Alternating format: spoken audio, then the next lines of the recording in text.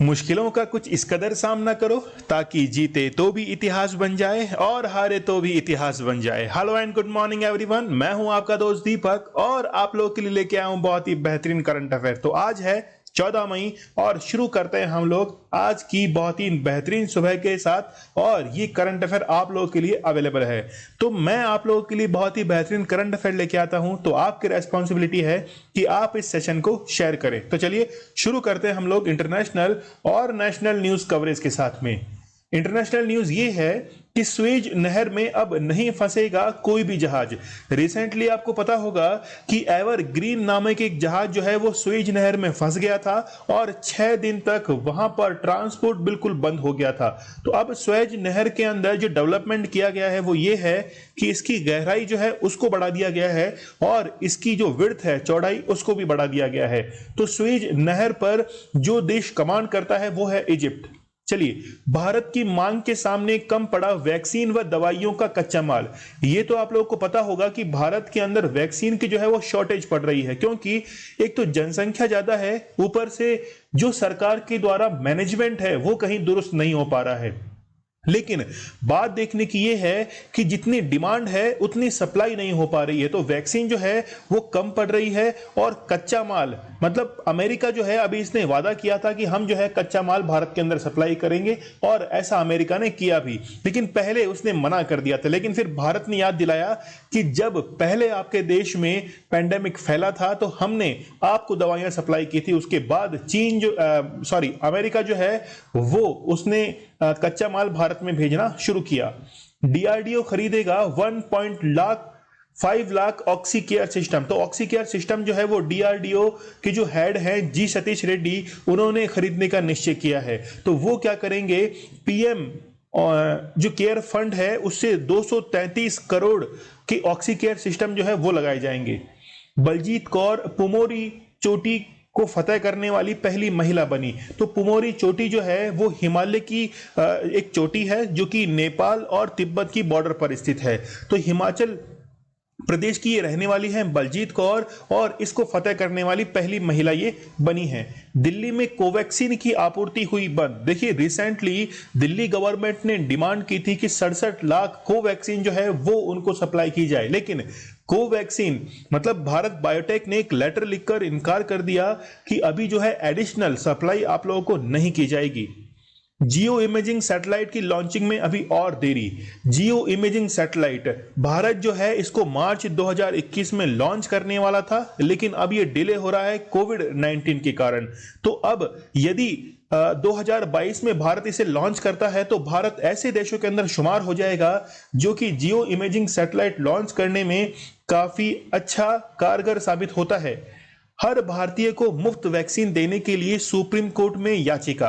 तो recently supreme court के अंदर एक याचिका जो है वो लगाई गई है जिसमें सभी भारतीय जो है उनको मुफ्त में वैक्सीन दी जाए। वहां पर हवाला दिया गया है कि आर्टिकल नंबर 21 जो कि बात करता है दैहिक स्वतंत्रता की, मतलब जीने का अधिकार सभी के पास में है। तो उसके तहत मुफ्त वैक्सीन देने की याचिका जो है वो सुप्रीम कोर्ट में लगाई गई है। ब्लैक फंगस से निपटने के लिए सरकार ने कमर कसी। तो ब्लैक फंगस इसमें होता है कि आपकी आंखें जो हैं वो लाल हो जाती हैं और फिर व्यक्ति की जो है वो मृत्यु हो जाती है। तो ब्लैक फंगस जो है इसे निपटने के लिए सरकार ने कई अभियान जो है वो चलाए हैं और डॉक्टर्स को ये कह दिया है कि आप हर भरसक जो प्रयास है वो करें। पेट्रोल में मिलाया जाने लगा 7.75% इथेनॉल। तो इथेनॉल की जो लिमिट है वो 10% तक है कि 10% तक इथेनॉल जो है वो मिलाया जा सकता है, लेकिन अभी स्टेट्स जो हैं वो लगभग 7.75% 7.75% जो है वो इथेनॉल मिला रहे हैं। रीजन क्या है कि जो गन्ना किसान हैं वो अच्छे से सप्लाई नहीं कर पा रहे हैं क्योंकि उनको अच्छे दाम नहीं मिल पाते हैं, इसलिए उन्होंने डिसाइड किया है कि गन्ना से इथेनॉल का निर्माण किया जाएगा। स्टडी ग्लॉस पर आप लोगों का स्वागत है और मैं हूं आपका दोस्त दीपक। बहुत ही बेहतरीन करंट अफेयर स्टडी ग्लॉस आप लोगों के लिए प्रोवाइड कराता है। हमारी टैगलाइन है नॉलेज इज पावर, तो सब्सक्राइब करना ना भूलिए। चलिए फर्स्ट क्वेश्चन के साथ हम लोग शुरू करते हैं। पहला क्वेश्चन आप लोग के सामने है। फर्स्ट क्वेश्चन ये कहता है कि निम्न में से किस देश के जनसंख्या विशेषज्ञों का कहना है कि भारत जल्द ही दुनिया की सर्वाधिक आबादी वाला देश बन सकता है। तो रिसेंटली जो कहा है वो चाइना ने कहा है, लेकिन किसके लिए कहा है? ये कहा है इंडिया के लिए। देखिए यहां पर यूनाइटेड नेशंस की भी हम लोग बात करेंगे कि यूनाइटेड नेशंस जो है उसने कहा है कि 2027 तक, यानी कि 2027 तक 2027 तक भारत जो है वो विश्व का सर्वाधिक जनसंख्या वाला देश होगा। तो भारत जो है वो 2027 तक सर्वाधिक जनसंख्या वाला देश बन सकता है। यदि जनसंख्या बढ़ेगी तो हमारे रिसोर्सेज जो हैं उनको भी बढ़ाने की जरूरत है। तो हमें अभी जरूरत है कि सस्टेनेबल डेवलपमेंट जो है वो भारत के द्वारा किया जाए, ताकि प्रेजेंट के अंदर जितने भी रिसोर्सेज हैं उनका इस तरीके से हम लोग प्रयोग करें कि भविष्य की जो पीढ़ियां हैं वो भी उसका इस्तेमाल कर सके। तो चाइना के बारे में भी आपको पता होगा कि सिनोफार्म वैक्सीन जो है वो चाइना के द्वारा अभी यूज में लाई जाएगी। डब्ल्यूएचओ ने उसे क्या किया है? प्रमाणित किया है। डब्ल्यूएचओ वर्ल्ड हेल्थ ऑर्गेनाइजेशन, जिसके हेडक्वार्टर हैं जिनेवा के अंदर, और इसके जो हेड हैं वो कौन है? टेड्रस आधानोम। टेड्रस आधानोम जो है वो अभी इसके हेड हैं। ठीक है, चलिए बात कर लेते हैं हम लोग नेपाल की। भारत और नेपाल के बीच में कुछ जगह को लेकर विवाद है। जैसे एक जगह का मैं नाम बताऊं, वो है काला पानी। काला पानी जो है वो एक जगह है। फिर है लिम्पियाधुरा। लिम्पियाधुरा एक ये है। फिर एक है लेपुलेख दर्रा। तो लेपुलेख, ये तीनों जो हैं ये कहां पर स्थित हैं? ये स्थित है उत्तराखंड के अंदर। तो भारत और नेपाल के बीच में काला पानी, लिम्पियाधुरा और लेपुलेख दर्रे को लेकर विवाद है। नेपाल ने अपने मैप के अंदर काला पानी जो जगह थी इसको नेपाल के मैप में दर्शा दिया था। बांग्लादेश की हम लोग बात करें तो शेख मुजीबुर रहमान को बांग्लादेश का मुक्तिदाता कहा जाता है, और 26 मार्च को 100वीं जयंती मनाई गई थी शेख मुजीबुर रहमान की। और मैंने कल भी बताया था कि एक नई ट्रेन जो है वो चलाई गई थी, मिताली एक्सप्रेस। तो मिताली एक्सप्रेस जो है वो ढाका से न्यू जलपाईगुड़ी तक चलाई गई है। पहले से ही 2 ट्रेन मैंने कल बताई थी। आप लोग मुझे कमेंट बॉक्स में इसका आंसर कर सकते हैं। मैंने कल भी बताया था कि 2 ट्रेन मिताली एक्सप्रेस के अलावा भारत और बांग्लादेश के बीच में कौन सी चलती है वो मुझे बताइएगा। बांग्लादेश और भारत जो है, बांग्लादेश और भारत वो कौन सा युद्ध अभ्यास करते हैं? बांग्लादेश और भारत संप्रीति जो युद्ध अभ्यास है, मिलिट्री एक्सरसाइज जो है वो करते हैं भारत और बांग्लादेश। देखिए जापान की हम लोग बात करें तो जापान की राजधानी क्या है? कैपिटल वो है टोक्यो। चलिए समावेशी इंटरनेट सूचकांक मतलब इंक्लूसिव इंटरनेट इंडेक्स के अंदर भारत का रैंक कौन सा है? तो भारत की रैंक है 49, और इसमें फर्स्ट पोजीशन पर कौन सा है? वो है स्वीडन। ये क्या कहता है ये इंडेक्स कि किसी भी नागरिक को कितनी सुगमता से, कितनी इजीली जो है वो इंटरनेट अवेलेबल है। यदि हम लोग भारत की बात करें तो भारत के अंदर 100 में से 58 लोग जो हैं वो इंटरनेट का इस्तेमाल करते हैं। इसका मीन्स ये हुआ कि 42 लोग जो हैं वो इंटरनेट का इस्तेमाल करना नहीं जानते हैं। और दूसरी तरफ हम लोग देखते हैं सपना किसका? डिजिटल इंडिया का। तो डिजिटल इंडिया का सपना तब देखा जाए कि ये जो डिजिटल डिवाइड है मतलब 42 लोगों तक क्या पहुंचाया जाए, इंटरनेट पहुंचाया जाए।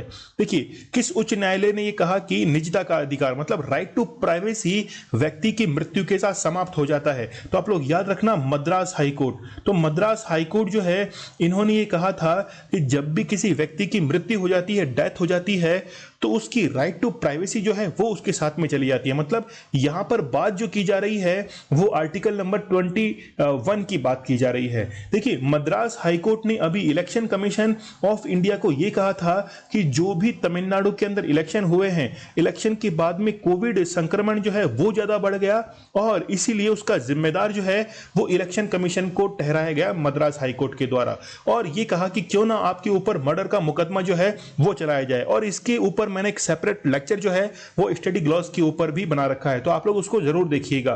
ठीक है, तो आर्टिकल 21 जो है वो इसमें याद रखिएगा। देखिए मद्रास हाईकोर्ट के बारे में एक फैक्ट मैं और बताऊं आपको। लास्ट ईयर की बात है कि यहां की जो चीफ जस्टिस है के थ्रिलरा माली, याद रखना के थ्रिलरा माली जो है यहाँ की चीफ जस्टिस थी, इनका ट्रांसफर जो था वो मद्रास हाई कोर्ट से मेघालय हाई कोर्ट के अंदर किया गया था। लेकिन जैसे ही ट्रांसफर किया गया, इन्होंने अपने पद से इस्तीफा दे दिया और ये कहा कि मेघालय हाई कोर्ट के अंदर तो केवल 4 ही न्यायाधीश काम करते हैं, उसकी शक्तियां कम है। इसलिए रिसेंटली मद्रास हाई कोर्ट की के थ्रिलराम माली जो हैं उन्होंने अपने पद से क्या दे दिया था, रिजाइन दे दिया था। चलिए नेक्स्ट क्वेश्चन हम लोग देखते हैं। हाल ही में किस देश ने 12 से 15 वर्ष की आयु के बच्चों के लिए फाइजर बायोएनटेक कंपनी की कोविड वैक्सीन को मंजूरी दी है? तो आप लोग याद रखना, यूएसए इसका करेक्ट आंसर है। तो यूएसए जो है ये इसका करेक्ट आंसर है और वहां पर फाइजर, देखिए पी साइलेंट है और इसमें यूज किया जाता है फाइजर। तो फाइजर जो कंपनी है वो ये वैक्सीन जो है प्रोवाइड कराएगी। अमेरिका की पहले से ही एक वैक्सीन है, आप लोगों को पता होगा, जॉनसन एंड जॉनसन जो है वो अमेरिका की पहले से ही एक वैक्सीन है जो कि केवल एक ही डोज उसकी काफी रहती है। अमेरिका की कल मैंने सबसे लंबी नदी आप लोग को बताई थी, कौन सी है? वो कौन सी है? मिसिसिपी और मिसोरी। तो इसमें मिसोरी जो नदी है वो यूएसए की सबसे लंबी नदी है, ये आप लोग याद रखना, ठीक है। चलिए बढ़ते हैं हम लोग आगे। देखिए यहां पर कुछ मैंने कोविड से रिलेटेड कुछ फैक्ट आप लोगों के लिए प्रोवाइड कराए हैं, जैसे वीके पॉल कमेटी। तो कोविड जो संक्रमण फैल रहा था भारत के अंदर 2020 में, उसके लिए जो कमेटी गठित की गई थी, तो वो आप लोग याद रखना, वीके पॉल कमेटी गठित की गई थी। तो इन्वेंशन ऑफ वायरस, तो आइवो नोवस की जो हैं वो क्या हैं, वो इन्होंने वायरस का आविष्कार किया था और वो कहां से किया था? टैबाकू जो पौधा होता है उसके रस के अंदर, उसका जो जूस होता है उसके अंदर सबसे पहले वायरस जो है वो खोजा गया था आइवो नोवस्की के द्वारा। First Covid case out of China के बाहर पहला केस जो है वो कहां दर्ज किया गया था? वो दर्ज किया गया था थाईलैंड के अंदर। और रिसेंटली ये क्वेश्चन जो है वो एनटीपीसी के एग्जाम में भी पूछा गया था, इसलिए आप लोग इसको अच्छे से नोट कर लीजिएगा। First death due to COVID ये कहां हुई थी? ये हुई थी फिलीपींस के अंदर। फिलीपींस के अंदर ये डेथ हुई थी पहली। और फिलीपींस की कैपिटल क्या है? फिलीपींस की कैपिटल है मनीला, और मनीला के अंदर ही एशियन डेवलपमेंट बैंक जो है उसका मुख्यालय है। दूसरा अंतर्राष्ट्रीय चावल अनुसंधान केंद्र, तो अंतर्राष्ट्रीय चावल अनुसंधान केंद्र जो है वो भी कहां पर स्थित है? फिलीपींस की राजधानी मनीला। यहां पर विश्व का सबसे जो गहरा ट्रेंच है, डीपेस्ट ट्रेंच जो है वो आप लोगों को पता होगा कौन सा है? सबसे डीपेस्ट ट्रेंच कौन सा है? वो है मेरियाना जो गर्त है वो सबसे गहरा गर्त है और इसकी गहराई कितनी है? 11022 मीटर, ठीक है, ये भी आप लोग याद रखना। देखिए एपिथेलियस सेल्स क्या होती हैं? हमारे जो लंग्स होते हैं, फेफड़ों के अंदर ये सेल जो है वो पाई जाती है और जब किसी व्यक्ति को कोविड होता है तो सबसे पहले ये एपिथेलियस सेल जो है ये प्रभावित होती है। वैसे तो कोविड के अंदर लंग्स जो हैं वो प्रभावित होते हैं, लेकिन यदि पूछा जाए सेल के बारे में तो एपिथेलियस सेल जो है वो आप लोग इसमें करना। ऑपरेशन नमस्ते, तो ऑपरेशन नमस्ते जो है वो आर्मी के द्वारा शुरू किया गया था कोविड से लड़ने के लिए, यानी कि जनता को राहत कैसे पहुंचाया जाए, सुविधाएं जो है वो जनता तक कैसे पहुंचाई जाए। और आर्मी के अंदर जो पहला केस देखा गया था वो कहां देखा गया था? लेह के अंदर पहला केस जो था वो देखा गया था। 34 वर्षीय एक आर्मी मैन थे, उनके अंदर ये केस जो था वो पहला केस दर्ज किया गया था। चलिए बढ़ते हम लोग थर्ड क्वेश्चन की तरफ। WHO के अनुसार भारत में पिछले साल पहली बार सामने आया कोरोना वायरस का B1617 स्वरूप, यानी कि जो ये वेरिएंट है ये कितने देशों में पाया गया? तो आप लोग यहाँ पे आंसर करना, कितने?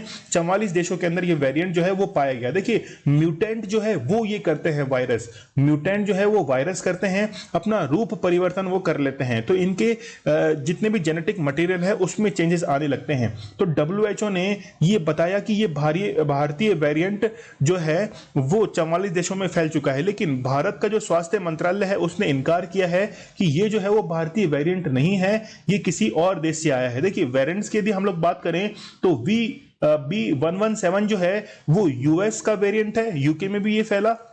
फिर उसके बाद में B1315 ये जो है ये यूएस का वेरिएंट है। P1 देखिए किस किस का है? यूएस का है, ब्राजील का है और जापान का है। तो वेरिएंट कई बार हो सकता है कि एग्जाम में पूछ ले, लेकिन ज्यादा चांस है कि वो भारतीय वेरिएंट जो है, इंडियन वेरिएंट, उसको पूछेगा। कैलिफोर्निया के लिए भी आप लोग याद करिए B1427, B1429। देखिए वेरिएंट का मींस क्या होता है कि वेरिएंट का मींस होता है कि वो स्प्रेड होता है more easily from person to person. Person to person जो है वो ज्यादा इजीली वो क्या होता है, स्प्रेड होता है। फिर क्या होता है, इसके अंदर जो डिजीज है वो नई डिजीज जो है वो लोगों के अंदर देखने को मिलती है। इसके साथ में उसे डिटेक्ट करना आसान नहीं होता और ये रेस्पॉन्स जो है वो बहुत ही जल्दी होता है और इसका इफेक्टिवनेस जो है वो भी ज्यादा होता है। तो ये जो है ये मीन्स होता है वेरिएंट का। चौथा क्वेश्चन, फोर्थ क्वेश्चन हमारे सामने है कि निम्न में से किस देश ने कोविड-19 को लेकर एहतियाती कदम उठाते हुए 13 मई से भारत और अन्य दक्षिण एशियाई देशों में पर्यटक का प्रवेश जो है वो रोक दिया है। तो यहाँ पे करेक्ट आंसर रहेगा मालदीव। देखिए यहाँ पर 13 मई को यानी कि कल के रोज क्या हुआ कि मालदीव ने सभी देशों के जो नागरिक हैं उनके प्रवेश को रोक दिया। रिसेंटली आपको पता होगा कि मालदीव के पश्चिमी तट पर वेस्टर्न जो एरिया है वहां पर लॉन्ग मार्च 5B रॉकेट जो है वो चाइना का आकर गिरा था। देखिए जो एयर बबल की बात की जाती है तो भारत ने जो एयर बबल बनाया था, यहाँ पे देखिए क्वेश्चन भी है कि भारत ने किस देश के साथ एयर बबल समझौता किया था, तो यहाँ पे इसका करेक्ट आंसर है श्रीलंका। एयर बबल क्या है कि एक नागरिक जो सिटीजन जो है वो भारत के अंदर है और वो श्रीलंका के अंदर जा रहा है तो उसको क्या है कि फ्रीडम रहेगी, लेकिन ये शर्त उसको माननी पड़ेगी कि इससे पहले वो किसी दूसरे देश में ना गया हो क्योंकि वो भारत से केवल श्रीलंका में ही जा रहा हो। तो एयर बबल समझौता जो है एग्रीमेंट वो भारत और श्रीलंका के बीच में किया गया था। लॉन्ग मार्च 5B, अभी इसके बारे में बात कर रहे थे, ये क्या है कि चाइना का एक रॉकेट था और देखिए इसमें क्या था कि चाइना जो है वो एक अंतरिक्ष स्टेशन जो है उसको उसके लिए एक उपकरण जो है, इक्विपमेंट वो भेजना चाह रहा था। तो इक्विपमेंट जो है वो तो इस सेगमेंट के अंदर स्थित था, लेकिन जो वापस नीचे आके गिरा तो ये फ्यूल टैंक जो है इसका यूज कर लिया गया था। उसके बाद में ये वापस जो है वो धरती पर लौट आया। तो ऐसे बड़े फ्यूल टैंक जो है वो केवल चाइना के द्वारा ही इस्तेमाल किए जाते हैं। तो केवल ये पार्ट जो है वो धरती के ऊपर आया था। तो जो इंटरनेशनल स्पेस स्टेशन है वहां तक एक इक्विपमेंट उसे पहुंचाना था, वो तो पहुंच गया, लेकिन इसका जो फ्यूल टैंक है ये वापस आके गिरा है। ठीक है, तो आप लोग इसको याद रखिएगा। सुप्रीम कोर्ट के द्वारा ऑक्सीजन आपूर्ति में सुधार लाने के लिए गठित राष्ट्रीय कार्यबल में कितने सदस्य हैं? तो देखिए जो ऑक्सीजन की सप्लाई फुलफिल करनी है उसके लिए 12 मेंबर्स की एक टीम बनाई गई है। वो ये ध्यान रखेगी कि सभी राज्यों के लिए ऑक्सीजन की जो डिमांड है वो फुलफिल हो पा रही है या नहीं हो पा रही है। देखिए ऑक्सीजन बार यदि पूछा जाए कि सबसे पहले ऑक्सीजन बार जो है वो कहां निर्मित किया गया, तो आप लोग याद रखना दिल्ली एयरपोर्ट। ऑक्सीजन एक्सप्रेस जो है वो ट्रेन कहां चलाई गई, वो चलाई गई थी मुंबई से विशाखापट्टनम के बीच, सबसे पहली विशाखापट्टनम के बीच चलाई गई थी। ठीक है, तो आप लोग इसमें याद रखना इन फैक्ट्स को। चलिए देखते हैं हम लोग कि कोविड-19 में ऑक्सीजन की कमी कैसे हो जाती है। यहां पर आप लोग देख सकते हैं कि जब हम लोग सांस लेते हैं, रेस्पिरेटरी जब हम लोग करते हैं रेस्पिरेशन, तो ऑक्सीजन हम लोग लेते हैं, CO2 हम लोग लेते हैं और नाइट्रोजन जो है वो भी हमारे द्वारा ली जाती है। तो ऑक्सीजन 21% जो है वो एनवायरनमेंट के अंदर है। जिस मात्रा में हम लोग लेते हैं मतलब 21% जो है वो ऑक्सीजन गई है, तो वो वापस कितने परसेंट आती है, 16% जो है वो वापस निकल कर आती है। मतलब इसमें कमी आती है क्योंकि जो कमी आई है ऑक्सीजन के अंदर वो ऑक्सीजन सप्लाई कर दी गई है ब्लड को और सेल्स को, जबकि CO2 जो है, CO2 जिस मात्रा में गई है उस मात्रा से बढ़कर जो है वो वापस आती है। लेकिन नाइट्रोजन की खास बात यह है कि जितने परसेंट नाइट्रोजन गई है मतलब 78% नाइट्रोजन गई है और उसी रेशो के अंदर ये वापस भी आ जाती है। तो नाइट्रोजन की गैस के बारे में आप लोग याद रखना। लेकिन यहाँ पे पूछा गया है कि कोविड-19 में ऑक्सीजन की कमी कैसे हो जाती है। यदि हम लोगों ने ऑक्सीजन यहां से ली है तो हमारे लंग्स तक पहुंचेगी। तो लंग्स की जो फंक्शनल यूनिट है वो है कौन सी, एल्वियोली।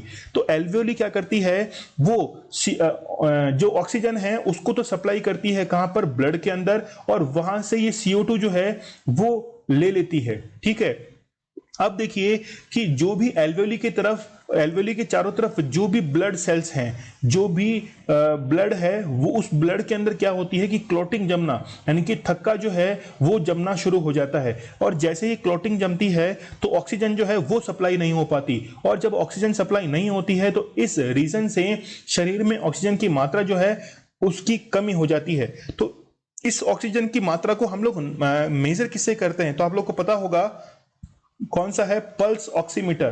पल्स ऑक्सीमीटर जो है इससे मेजर किया जाता है। ये पल्स ऑक्सीमीटर कैसे काम करता है? देखिए, एक इंस्ट्रूमेंट होता है जिसके अंदर हम जो है वो उंगली जो है उसमें लगाते हैं। जैसे हम लोग उंगली जो है उसमें इंसर्ट करते हैं तो फिर ये क्या करता है कि ये इसको मेजर करना शुरू कर देता है, क्योंकि हमारी जो ब्लड सेल्स हैं उसमें से दो वेव्स जो हैं वो निकलती हैं। टू वेव्स जो हैं, दो वेव्स वहां से निकलना शुरू होती हैं। एक वेव जो है वो तो ये शो करती है कि जो भी ऑक्सीजन सप्लाई है वो कितनी है, और दूसरी जो है जो वेव ये आइडेंटिफाई करने की कोशिश करते हैं उससे कि पल्स रेट क्या है। तो ऑक्सीमीटर जो है वो wave on the basis of wave के आधार पर वो वर्क करता है। तो आप लोग याद रखना कि ऑक्सीजन की कमी कैसे जाती है वो हम लोगों ने यहाँ पे समझा है। चलिए, स्नैपडील ई कॉमर्स कंपनी ने कोविड मरीजों को प्लाज्मा डोनर से मिलाने के लिए कौन सा ऐप जो है वो जारी किया है? तो आप लोग याद रखना, संजीवनी ऐप जो है वो जारी किया है। इसमें जिसने भी प्लाज्मा डोनेट किया है वो इसके ऊपर यहाँ पे रजिस्टर करता है, और अब जो है जिस भी कोविड मरीज को जरूरत है, कोविड पेशेंट को जरूरत है प्लाज्मा की, तो वो इसके ऊपर आकर सर्च कर देता है। या फिर ये प्रोसेस रिवर्स भी हो सकता है कि जिस भी कोविड पेशेंट को जरूरत है प्लाज्मा की, वो इस ऐप के ऊपर जाता है और सर्च कर लेता है कि प्लाज्मा डोनर जो है वो मुझे कहां मिल सकता है। रिसेंटली ये आपने देखा होगा कोएड, कोविड 19 के समय जो भी हमें विदेशी सहायता प्राप्त हो रही है, फॉरेन से जो भी हमें सहायता प्राप्त हो रही है, उसे ट्रैक करने के लिए कि जो भी फंड आया है वो कहां पर खर्च हुआ है, इसे ट्रैक करना जरूरी है। इसलिए कोएड जो है ये पोर्टल लॉन्च किया गया था। कोवैन यहां पे लिखा हुआ है। तो दिल्ली गवर्नमेंट जो है, दिल्ली गवर्नमेंट, उसने एक एम्बुलेंस जो है वो चलाई थी जिसमें सीनियर सिटीजन, वरिष्ठ नागरिक जो हैं उनको वैक्सीन सेंटर तक पहुंचाने, हॉस्पिटल तक पहुंचाने के लिए कोवैन जो है वो काम करेगी। ठीक है, ये तो मिताली लिखा हुआ है, मतलब मिताली का मतलब है कि मिताली एक्सप्रेस जो है वो भारत और बांग्लादेश के बीच में चलाई गई थी। चलिए बढ़ते हैं हम लोग आगे। ब्लड यहां पे लिखा हुआ है तो थोड़ा सा हम लोग ब्लड के बारे में समझ लेते हैं। देखिए, ब्लड जो है ये हमारे पूरी बॉडी का, ब्लड जो है पूरी बॉडी का जो वेट है उसका 7 to 8% हमारे शरीर के अंदर पाया जाता है। यदि हम लोग क्वांटिटी की बात करें तो 5 से 6 लीटर जो है ये हमारी बॉडी के अंदर पाया जाता है। और ब्लड का जो पीएच है वो कितना होता है? 7.4 होता है। इसका मतलब है ये एसिडिक नहीं है, ये कौन सा है? बेस लेवल का है। तो 7.4 जो है ये इसका पीएच होता है। तो ब्लड को हम लोग दो पार्ट के अंदर डिवाइड कर सकते हैं। ठीक है, एक तो होता है लिक्विड पार्ट, और एक होता है सॉलिड पार्ट। तो लिक्विड पार्ट जो है इसको हम लोग क्या कहते हैं? इसको हम लोग कहते हैं प्लाज्मा, इसको कहा जाता है प्लाज्मा। और पूरे जो ब्लड है उसका 55% रहता है, जबकि सॉलिड पार्ट जो है वो 45% रहता है। बात करें हम लोग प्लाज्मा की तो आप लोग यहाँ पे देख सकते हैं डायग्राम के अंदर जो लिक्विड पार्ट है, येलोइश जो लिक्विड पार्ट आपको दिख रहा है ये प्लाज्मा है। तो प्लाज्मा जो है, इस प्लाज्मा के अंदर 90% क्या होता है? 90% होता है वाटर।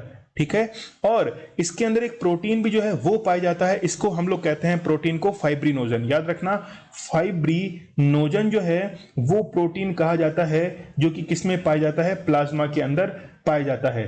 ठीक है, यदि फाइब्रिनोजन प्रोटीन को हम लोग इस प्लाज्मा से आउट कर दें, बाहर निकाल दें, तो जो भी हमारे पास में मटेरियल बचेगा उसे क्या कहते हैं? सीरम उसे कहा जाता है। ठीक है, तो ये हमने देखा कि जो ब्लड का लिक्विड पार्ट होता है उसके बारे में। सॉलिड पार्ट के बारे में हम लोग देखें तो इसको 3 पार्ट में डिवाइड कर सकते हैं, आरबीसी, डब्ल्यूबीसी और प्लेटलेट्स।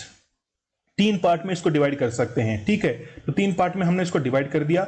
आरबीसी जो है इसका जो जीवन काल होता है वो 120 दिन होता है, जबकि डब्ल्यूबीसी जो है उसका होता है 3 से 5 दिन का होता है। ठीक है, तो देखिए एंटीबॉडी जो है वो डब्ल्यूबीसी के अंदर बनती है, एंटीबॉडी जो है वो डब्ल्यूबीसी के अंदर बढ़ती है। लेकिन मान लीजिए डब्ल्यूबीसी की संख्या जो है ये बढ़ने लग जाए तो एक रोग हो जाता है जिसे कहते हैं ल्यूकेमिया। ल्यूकेमिया जो है वो इसे कहा जाता है, और ल्यूकेमिया जब बढ़ता है तो ल्यूकेमिया बढ़ने से ब्लड कैंसर जो है वो हो जाता है। तो ब्लड कैंसर किससे होता है? जब डब्ल्यूबीसी की संख्या में क्या होने लग जाती है? वृद्धि होने लग जाती है। देखिए, दो आपने यहाँ पे और समझे होंगे, एक तो है एंटीजन और एक है एंटीबॉडी। तो एंटीजन जहां पे पाए जाते हैं वो है आरबीसी, आरबीसी के अंदर पाए जाते हैं एंटीजन, और एंटीबॉडी जो पाई जाती है वो कहां पर पाई जाती है? सीरम के अंदर। ठीक है, सीरम में क्या पाई जाती है? एंटीबॉडीज पाई जाती है। याद रहेगा आपको, काफी जो है ये फैक्चुअल इंफॉर्मेशन है, आप लोग इसको याद रखिएगा। बढ़े हम लोग आगे। एवरेस्ट पर्वतमाला की चोटी नहीं है, ये क्या है, चोटी है। तो एवरेस्ट पर्वतमाला की जो पीक है पुमोरी, उस पर पहुंचने वाली पहली महिला जो है वो कौन बन गई है। तो आप लोग याद रखना यहां पे जो आंसर रहेगा वो रहेगा बलजीत कौर। बलजीत कौर जो है ये इसका करेक्ट आंसर है। और ये कहां से संबंध रखती हैं, हिमाचल प्रदेश से इनका संबंध है। देखिए यहां पे सेकंड ऑप्शन जो है वो है गुणबाला शर्मा, ये राजस्थान की रहने वाली हैं, और ये इस पर पहुंचने वाली दूसरी महिला है। ये जो पुमोरी चोटी है ये कहां पर है, ये है नेपाल और तिब्बत की बॉर्डर पर, ये स्थित है नेपाल और तिब्बत की बॉर्डर पर स्थित है। और इसकी जो हाइट है वो है 7161 मीटर, याद रखना। जबकि एवरेस्ट की हाइट क्या है, 8648 जो है ये किसकी हाइट है, ये हाइट है माउंट एवरेस्ट की। तो माउंट एवरेस्ट से ये जो है वो कम है, ठीक है। तो आप लोग याद रखना बलजीत कौर। देखिए ये जो थी वो 8:40 पर पहुंची थी, 8:40 पर ये पहुंची। और इसके बाद में कदम किसने रखा था, गुणबाला शर्मा ने रखा था, ठीक है। चलिए इसके बारे में याद रखना। 12 सदस्यीय ये कुल दल है जिन्होंने ये डिसाइड किया है कि वो हिमालय की 4 जो पीक्स है, हाईएस्ट पीक, वहां पर ये जाएंगी। चलिए हिमालय की सबसे ऊंची चोटी कौन सी है, तो आप लोग को पता है एवरेस्ट जो है, एवरेस्ट वो हिमालय की ही नहीं पूरे विश्व की सबसे ऊंची चोटी है एवरेस्ट, ठीक है। भारत में हिमालय की सबसे ऊंची चोटी, तो भारत में और हिमालय की सबसे ऊंची चोटी, तो आप लोग याद रखना कंचनजंगा जो है वो सबसे ऊंची चोटी है। कहां स्थित है, सिक्किम के अंदर ये स्थित है। भारत की सबसे ऊंची चोटी कौन सी है, तो वो है गॉडविन ऑस्टिन, जिसे हम लोग कहते हैं केटू। देखिए दोनों में डिफरेंस क्या है, ये भारत की सबसे ऊंची चोटी केटू जो है ये पाई जाती है कहां पर, ट्रांस हिमालय में। ये तो है ट्रांस हिमालय का पार्ट, और ये किसका है, ये है हिमालय का पार्ट। इसलिए हम लोग इन दोनों के अंदर क्या करते हैं, डिफरेंस करते हैं। चलिए बढ़ते हैं हम लोग आगे। अंतर्राष्ट्रीय फिल्म महोत्सव में सर्वश्रेष्ठ अभिनेता का पुरस्कार किसने जीता, तो ये पुरस्कार जो है, अवार्ड, ये अनुपम खेर ने जीता है। और इनकी जो मूवी है वो कौन सी है, हैप्पी बर्थडे। हैप्पी बर्थडे जो है ये इनकी मूवी है, और इसके लिए ये देखिए शॉर्ट मूवी है, ये जो है ये एक शॉर्ट मूवी है, और इसके लिए इनको क्या मिला था, सर्वश्रेष्ठ अभिनेता का अवार्ड जो है वो मिला था। अमिताभ बच्चन को आप लोगों को पता है दादा साहब फाल्के जो है वो पुरस्कार भी इनको मिल चुका है। इरफान खान इनको रिसेंटली जो एकेडमी अवार्ड थे, ऑस्कर अवार्ड जो थे, वहां पर इनको रिकॉग्नाइज किया गया था, वहां पर इनको सम्मान भी दिया गया था, मतलब मरणोपरांत वहां पर इनको याद किया गया था। देखिए जो 93rd एकेडमिक अवार्ड है वहां पर बेस्ट पिक्चर जो है वो नॉमैडलैंड को, ये आपको पता है। बेस्ट एक्टर एंथोनी हॉपकिंस जो है इनको मूवी के लिए मिला था द फादर।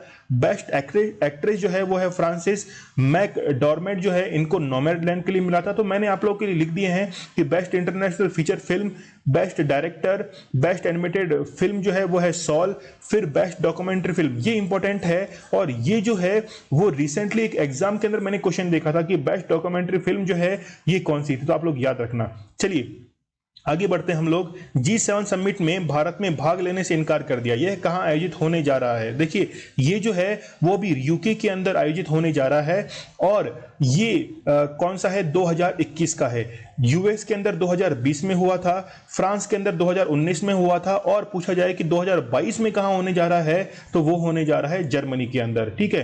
तो G7 समिट जो है इसमें कुल 7 देश हैं, लेकिन इससे पहले 8 देश थे। तो जो -1 हुआ है वो कौन सा हुआ है, वो हुआ है रशिया।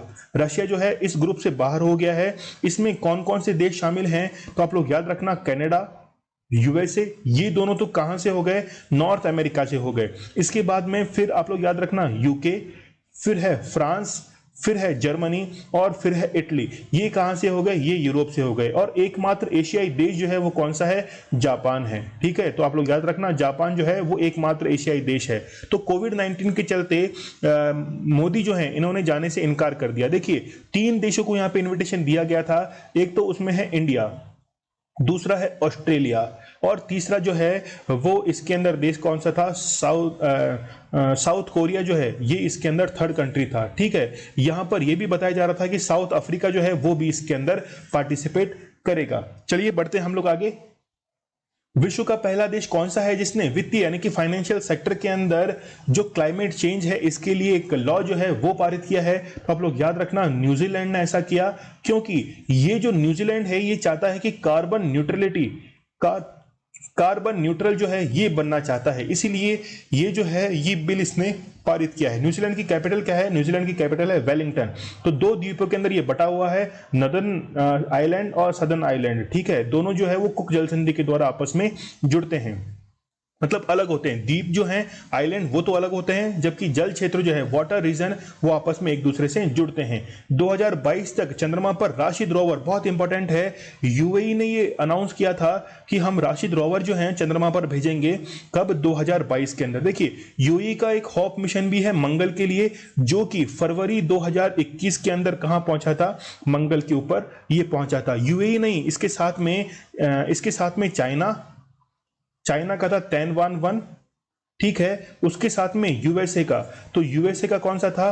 परसिवरेंस जो था ये यूएसए का था। तीनों एक साथ छोड़े गए थे और एक साथ ये वहां पर पहुंचे थे। चलिए बढ़ते हैं हम लोग आगे। ग्रीन ऊर्जा अवार्ड 2021 से किस संस्था को सम्मानित किया गया? तो आप लोग याद रखना, ये जो संस्था है वो कौन सी है? IREDA जो है वो ये संस्था है। तो इसकी फुल फॉर्म क्या आती है वो देख लेते हैं हम लोग। इसकी फुल फॉर्म होती है IRDA की, एक सेकेंड, इंडियन, देखिए इसकी फुल फॉर्म जो है Indian renewable energy development agency, ठीक है। तो ये जो है इस संस्था को क्या दिया गया? ग्रीन ऊर्जा अवार्ड जो है वो दिया गया है। देखिए यहाँ पे इंटरनेशनल सोलर अलायंस जो है वो लिखा गया है। तो इंटरनेशनल सोलर अलायंस को फाउंड किया गया था 2015 में भारत और फ्रांस के द्वारा। तो ये जो IREDA है इसने क्या किया कि जितनी भी संस्थाएं जो कि रिन्यूएबल एनर्जी के लिए काम करती है उसको क्या किया? फाइनेंस प्रोवाइड किया और काफी बेहतरीन इसने काम किया था, इसलिए ग्रीन ऊर्जा अवार्ड जो है उसे सम्मानित किया गया है IREDA। इसको कंफ्यूज मत करना आप लोग IRDA के साथ में। चलिए, भारत में 100% रिन्यूएबल एनर्जी के मकसद से क्लीन मैक्स नामक कंपनी ने किसके साथ समझौता किया है? तो आप लोग याद रखना, फेसबुक। तो फेसबुक के साथ मिलकर भारत के अंदर रिन्यूएबल एनर्जी जो है उसको बढ़ावा देगी। भारत के मुख्य वैज्ञानिक सलाहकार कौन है? तो विजय राघवन जो हैं, के विजय राघवन, ये भारत के मुख्य वैज्ञानिक सलाहकार बने थे रिसेंटली। तो के विजय राघवन का आप लोग नाम याद रखना। आप लोगों ने कहा था कि सर सेशन जो है वो लंबा हो जाता है, इसलिए मैंने कोशिश की है कि थोड़ा सा मैं इसको छोटा कर देता हूं। किस देश में पहली बार, क्योंकि कल काफी सारी नॉलेज मैंने दे दी, तो मैं चाह रहा हूं कि देखिए मेरे पास में काफी सारी नॉलेज है, मैं चाहता हूं कि काफी सारी नॉलेज मैं आप लोग को दूं, लेकिन क्या होता है कि फिर ज्यादा बड़ा सेशन हो जाता है तो फिर आप लोग इसे देखते नहीं है, बोलो यार इतना बड़ा सेशन है कौन देखेगा, इसलिए थोड़ा सा मैंने छोटा कर दिया। चलिए बढ़ते हैं हम लोग आगे। किस देश में पहली बार मेट्रो रेल सेवा का परीक्षण किया गया? तो आप लोग याद रखना, बांग्लादेश के अंदर परीक्षण किया गया। 10 मई को इजराइल की पुलिस ने किस मस्जिद पर हमला किया था? तो अल अक्सा जो है इस मस्जिद पर हमला किया था। स्पेसएक्स के फाउंडर एलन मस्क को कौन सी बीमारी से ग्रसित हुए हैं? तो आप लोग याद रखना, एस्पर्जर सिंड्रोम जो है इससे ग्रसित हुए हैं। किस राज्य में स्थित ऑक्सीजन पार्क को बीमा बांस के साथ निर्मित किया जाएगा? तो ये पार्क जो है वो कहां स्थित है? तमिलनाडु के अंदर स्थित है। माउंट सिनाबुंग ज्वालामुखी ये इंडोनेशिया के अंदर स्थित है। हाल ही में किस संस्था के द्वारा भारत में कोविड-19 के लिए $15 मिलियन ट्विटर के द्वारा दिया गया? मूडीज के द्वारा कितना रेटिंग डिसाइड किया गया? वो है 9.3। म्यूकरमाइसिस जो है रोग, वो निःशुल्क इलाज के लिए घोषणा की गई। तो ये जो है किसने की? महाराष्ट्र ने की थी। यहाँ पर ये जो है ये 3 मैंने आप लोगों को बताए थे, तो आप लोग मुझे कमेंट बॉक्स में बताना कि ये तीनों जो हैं वो रेट्स किस किस के द्वारा डिसाइड की गई है। फिर भारत की किस झील में फ्लोटिंग एम्बुलेंस की शुरुआत की गई है? तो वो है डल झील। वह कौन सी बीमारी है जिसमें इंसान बाहर से खुश दिखाई देता है लेकिन अचानक से सांस लेने में तकलीफ होने पर उसकी मृत्यु हो जाती है? तो हैप्पी हाइपोक्सिया जो है इससे। तो सिद्धांत सर ने एक सेपरेट वीडियो जो है लेक्चर वो भी इस पे बनाया है, वो भी आप लोग इस पे देख लीजिएगा। तो ये कल हमारा स्टडी ग्लॉस क्वेश्चन था। मैंने आप लोगों से पूछा था कि चीन की कौन सी वैक्सीन को अलाउ किया गया है? तो सिनोफार्म जो है इस वैक्सीन को आपातकालीन मंजूरी दी गई है। ये आज आपका क्या है? स्टडी ग्लॉस क्वेश्चन है। स्टडी ग्लॉस जो है ये आपके सामने क्वेश्चन है, तो आप लोग मुझे इसका आंसर कमेंट बॉक्स में करना, ठीक है। तो ये सेशन आप लोगों को कैसा लगता है ये मुझे प्लीज बताइएगा। स्टडी ग्लॉस आप लोगों के लिए बेहतर काम करता है, तो प्लीज आप इस करंट अफेयर के सेक्शन को शेयर किया कीजिए ताकि ये नॉलेज जो है वो काफी लोगों तक पहुंच जाए। तो आप मेरी मेहनत को अप्रिशिएट करें और इसे लाइक करें, शेयर करें और सब्सक्राइब करें। चलिए कल मिलते हैं हम लोग बहुत ही बेहतरीन करंट अफेयर के साथ। तब तक के लिए धन्यवाद। Thank you.